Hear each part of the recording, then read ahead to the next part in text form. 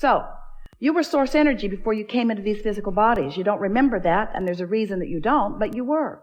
You were source energy before you came into these physical bodies, and now you are an extension of that source energy. So here you are, focused, just as you intended to be, focused upon the things of your time-space reality, and you are utilizing your focus to help you personally, independently, identify your preferences. Sometimes you don't really grasp that. You don't really understand how perfect it is and how important it is that you deliberately choose. So anyway, that's step one. You ask for what you want, and you can't stop asking because life just continues to serve itself up to you in ways that cause you to identify your preferences. It happens all day, every day, at all levels of your being. It's really what the evolution of all species is about. So when you know what you don't want, you know what you do want. If someone's rude, you want them to be nicer. If you're rude, you want to be nicer. If you're unhappy, you want to be happier. If something's gone wrong, you want it to go right. In other words, if you don't have enough of something you want more of it. It's a very simple equation, not hard for you to figure it out, and you're doing it all day, every day. But what you may not know is that every time, whether you speak it out loud or not, something happens like that, you are launching these vibrational preferences. And the larger part of you is aware of the preference that you have launched and becomes it, because your inner being is unconditional. Your inner being rides the rocket of your desire. When you say, I prefer something, your inner being doesn't say, well, there aren't that many of them going around. Your inner being doesn't say, well, that's risky business and it's unlikely. Your inner being doesn't say, you don't have the education for that or the money for that or the background for that. When you launch a rocket, a request, a preference, a desire, your inner being becomes a vibrational match to it immediately. And because you are an extension of that inner being who has become a match to it, now you hold the potential of splitting your energy if you don't become a match to it too. You see how it works? When you say, I want that, the source within you says, done. We're there. We've got it. We're a vibrational match to it. Because everything that manifests is first a vibrational frequency. And the source within you will give you this, can more easily match your desires because in the energy stream, it is immediate. In your manifestational world, you've got some bugs to work out of your vibrational frequency. Source doesn't have to work those bugs out because Source already believes in you. Source already knows your value. Source already knows your worthiness. Source remembers why you came and who you are. So when you launch a rocket about something that you would like more of, Source is right there in that frequency. And in fact, the only reason that any of you ever feel any slight or strong negative emotion is because Source finds the frequency, the fullness of the desire that you have launched, and when you don't, there's vibrational discord between you and Source. Does that make sense to you? If there were ever a way for you to understand that Source exists, it must be in your emotional awareness. Because if there were not someone keenly interested in you and holding a vibrational frequency about you, then you could think anything you want and you would feel no vibrational variance. That's something really to think about. When you feel negative emotion, it always means the same thing. You've got a different opinion about this than Source has about this. And that's something else we really want you to hear. Source does have an opinion about this and this and this and this. Now. Source adores you. When you're mad at yourself, you've got a split going on. There's a gap widening. Source adores the people of this planet. When you carve out a section of them and hate them, you've got a rift going on between you and Source. You will never be able to be in alignment with Source when you hold hate in your heart because of some condition that you can't control. As you get to know Source better through your awareness of what it feels like to be in alignment, you can learn in a matter of days how Source feels about everything that is active on your planet today.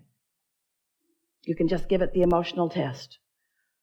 When you think a thought and you feel love, you can know Source is in agreement with this thought. And when you think a thought and you feel fear, you can know Source is not anything close to an agreement on this thought. So once you get clear about what this emotional guidance system is, then you can get on with what you've come to get on about. Then you can be the deliberate creator. You can be or do or have anything that you choose because you've got this backup. So step 1 is contrast helps you to define what you want. You do it all day, every day.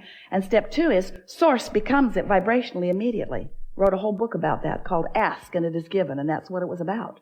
That when you ask, source becomes the vibrational equivalent of it. The energy that creates worlds. Imagine that. The energy that creates worlds. The vibrational equivalent to your desires. Keeping the light on, keeping the vibration steady, so that anytime you get in the vicinity or away from the vicinity, you'll know where you are in relationship to it. Helps you to zero in on who you really are and what you really want, to become the fullness of all that you are.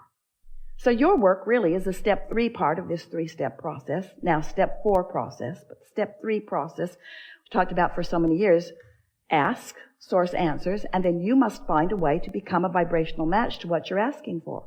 In other words, you can't want something and doubt it and get it. You can't want something and be mad that you don't have it and get it. You can't want something and be impatient about it. The flight attendant said, "Thank you for your patience." And Esther said, "You're confused about who." You must be talking about the previous flight because no patience happening here. You can tell by the way you feel whether you are in alignment or whether you are not. So we are eager to talk with you about anything that matters to you. We're going to help you to find some ways, if you want them, to line up easily with who you are and what you want. In some ways, some of the things that we will suggest today, you will stubbornly protest against a little bit because it's just going to seem too simple. And some of the things that we're going to say to you and promises that we're going to make to you, you may even doubt a little bit because they're just words that sort of kind of make sense and maybe you feel resonance with them, but you haven't had the manifestational evidence in your life yet about it. But we know that with just a little bit of listening and a little bit of resonating and a little bit of awareness and then a little bit of focusing, that you will find manifestational evidence about everything that we talk about here today. You're going to know precisely how your thoughts become the reality that you are living, so that not only you are aware of it, but others who are observing you as well. So as we've been talking to you about launching these rockets of desires, we also wrote a book about where they go. We called it The Vortex. It's this vibrational reality. It's this vibrational reality that you cannot yet see or hear or smell or taste or touch. You can feel it emotionally. Well, that's just annoying to people. We spend a lot of time trying to talk you into getting into the vortex where everything you want is. And you were very nice to us. No one ever got up and left the room. Well, just that one guy.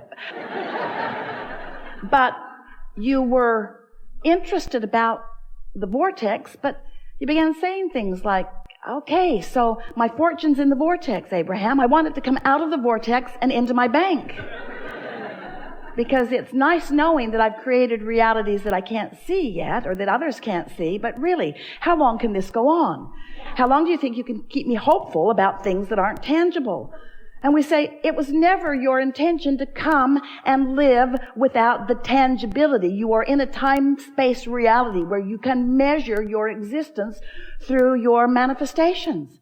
We just want you to understand that if you've got a vibration going on that is keeping you from being a vibrational match to what you want, the manifestation that you want cannot come. And you wouldn't want it to. You wouldn't want it to.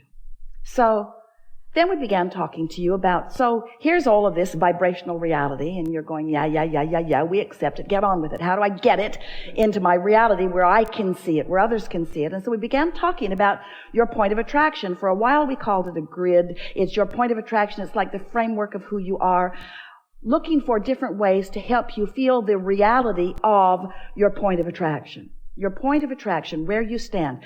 And mostly it's about how you feel right now. How do you feel right now? What's your mood? What is the mood that is swirling around you? Because your mood is the best indicator that you have to let you know what the vibrational atmosphere is that you've got going on. And your vibrational atmosphere matters because it is your point of attraction. How you feel, your mood, the thoughts you're thinking, the beliefs you hold, what's going on, the conversations you have, how you move in the world, how you feel in the world, what you're doing now. Right now, you have a relationship with your vortex. Right now, you have a relationship with your vibrational reality. And the question that we want you to ask yourself is the relationship that you have with something that's in your vibrational reality, in your vortex, is the relationship you have one of holding it away? And you can tell by the way you feel whether you are holding it away or whether you are allowing it in. You can also tell by whether it's coming in or not. We're not asking you to just hold yourself in this emotional state of being and just take our word for it. What we're saying to you is take our word for it, hold yourself in the emotional state of being, and watch the evidence move from your vibrational reality into your reality until before long you will have such confidence in your ability to manifest anything that you desire, because you will have discovered what kinds of things you've been doing that have been preventing the things that you want from coming easily. And we can tell you in a very succinct, nutshell kind of a sentence what it mostly is. Your observation of the conditions that exist now are the reason that you keep repeating a pattern that holds away the things you want. It really is that simple. You got to change the way you look at things. You got to reorient yourself. You've got to become more vibrational interfacing. You have to trust the way you feel. You have to accept that you have guidance. You have to accept that your guidance is always leading you toward what you want. And you have to be aware of when you're moving toward what you want and when you're not moving toward what you want. And you have to accept that the emotions that you hold are the indicator of whether you're moving closer or further. You can just tell. You'll get so good at this that you'll be in the middle of a conversation and you'll stop talking right in the middle of it because you'll realize that you're moving away from what you want rather than toward what you want. So often, in your quest to make someone else understand what you mean, who's in a different vibrational frequency and is not hearing what you mean, in your attempt to get them to hear what you mean, you are responding to the condition of them not hearing. So you are basing what you are saying based upon what they are not hearing, and then you join them in their frequency rather than maintaining yours, and then instead of them hearing what you mean, you hear what they mean, and nothing changes. Oh, you got that, didn't you?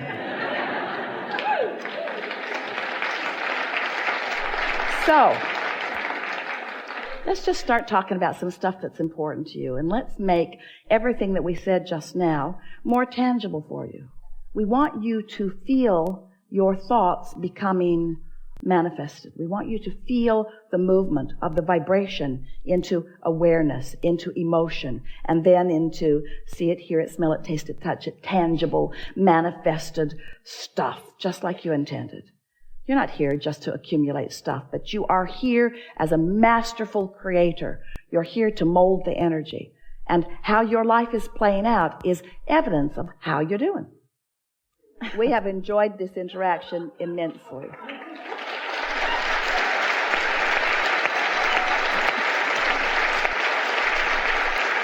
Take it easy. Be easier about everything. Be more playful. Have more fun. Sleep more. Do more things that feel good. Pamper yourself more. Do things that are more feeling in nature.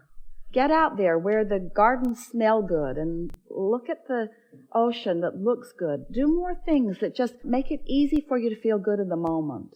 Make a decision that just for a little while, you're going to take the struggle out of your experience because it isn't working out. And watch what a new decision about ease and alignment and general will bring for you. We speak this to you easily and wholeheartedly and with complete confidence in the wonderful things that are coming to you because we've seen your vortex. We know what you've created. And we can feel the shift in you. And so we know that obvious, measurable improvement is right on your doorstep. And we will revel with you in every realization that you have about it. There is great love here for you. And as always, we remain in your vortex.